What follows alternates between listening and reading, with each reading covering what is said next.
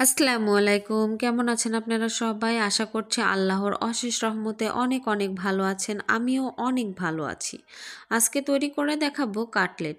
এই কাটলেটটা বাসার বড় থেকে ছোট সবারই ভীষণ পছন্দ হবে এবং এই কাটলেটটি আমি খুবই সহজভাবে তৈরি করে আপনাদেরকে দেখাবো। এই কাটলেটটি তৈরি করার জন্য আমাদের লাগবে কিছু চিংড়ি। আমি যেহেতু এটা প্রন কাটলেট তৈরি করছি বা চিংড়ির কাটলেটও বলতে পারেন, আমি এখানে কিছু ছোট চিংড়ি বেছে পরিষ্কার করে ধুয়ে পানিটা ঝরিয়ে নিয়েছি স্ট্যান্ডে রেখে। এই চিংড়িটা আমি খুব সুন্দর করে বেটে নেব।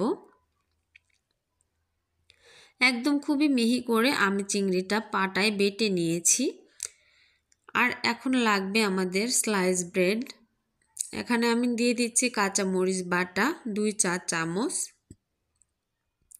আপনারা যেরকম ঝাল খেতে পছন্দ করেন সেরকম ঝাল এখানে অ্যাড করে নেবেন।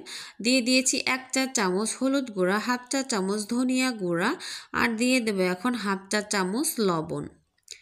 দিয়ে আমি একটু এটা মেখে নেব। আর বাদ বাকি উপকরণও আমি আস্তে আস্তে দিয়ে দেব।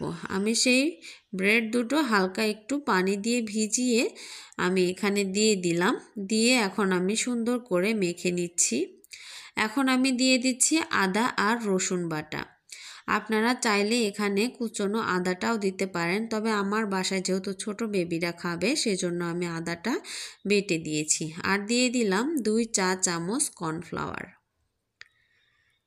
কর্নফ্লাওয়ারটা দিলে এটা বেশ মুচমুচে হবে।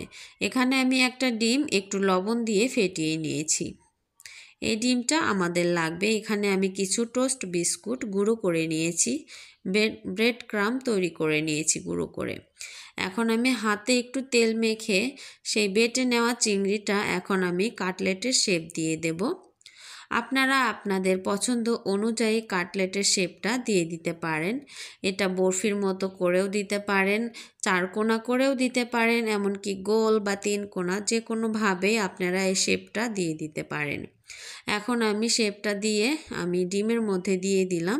ডিম থেকে আমি একটা কাঁটা চামচ দিয়ে উঠিয়ে নিয়ে টোস্ট বিস্কুটের গুঁড়োতে আমি রেখে দিলাম। এটা এখন আমি সব সাইডে খুব সুন্দরভাবে এই টোস্ট বিস্কুটের গুঁড়াটা লাগিয়ে নেব আর এক্সট্রা গুঁড়াগুলো ঝেড়ে রেখে দেব।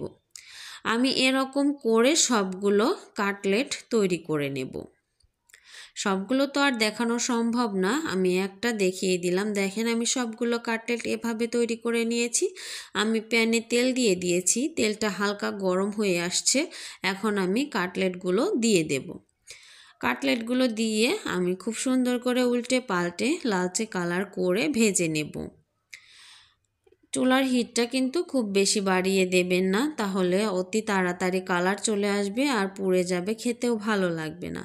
আমি চুলার হিটটা একটু কমিয়ে রেখে আমি আস্তে হিটে এটা খুব সুন্দর করে লালচে করে উল্টে পাল্টে খুব সুন্দর করে আমি এটা ভেজে নেব।